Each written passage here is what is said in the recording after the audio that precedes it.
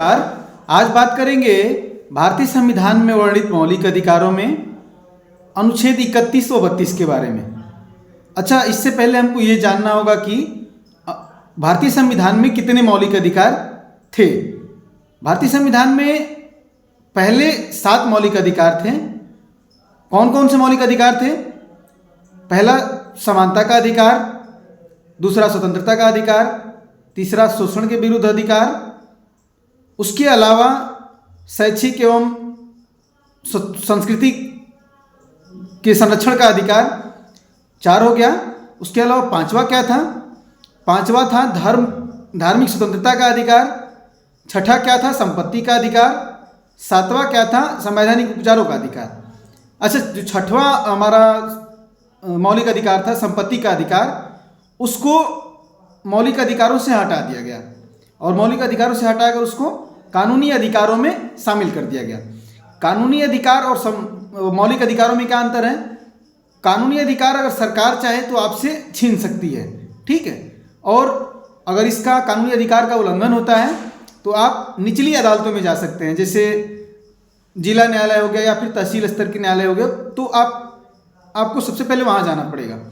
और मौलिक अधिकारों में क्या अंतर है? मौलिक अधिकार वे अधिकार हैं जो सरकार आपसे नहीं छीन सकती है। हाँ, आपातकालीन स्थिति में कुछ मौलिक अधिकारों को छीन सकती है सरकार, लेकिन आपातकालीन स्थिति में भी कुछ मौलिक अधिकारों को सरकार नहीं छीन सकती है, ठीक है। तो इस तरह से कानूनी अधिकार और मौलिक अधिकार में ये अंतर है। मुख्य अंतर यही है कानूनी अधिकार और मौलिक अधिकारों में। और इसके अलावा जो अनुच्छेद 31 था हमारा, उसमें संपत्ति का अधिकार, मौलिक अधिकार दिया गया था, उसको हटाकर, जैसे 44वां संविधान संशोधन हुआ 1978 में, तो संपत्ति के अधिकार को मौलिक अधिकारों से हटाकर कानूनी अधिकार बनाया गया और उसको अनुच्छेद 300A में जोड़ दिया गया। अनुच्छेद 300A में जोड़ दिया गया और उसको कानूनी अधिकार बना दिया गया। अच्छा, अनुच्छेद 32 क्या है? अनुच्छेद 32 है जो वर्तमान में संविधान में 6 मौलिक अधिकार दिए गए हैं, यदि उनका उल्लंघन होता है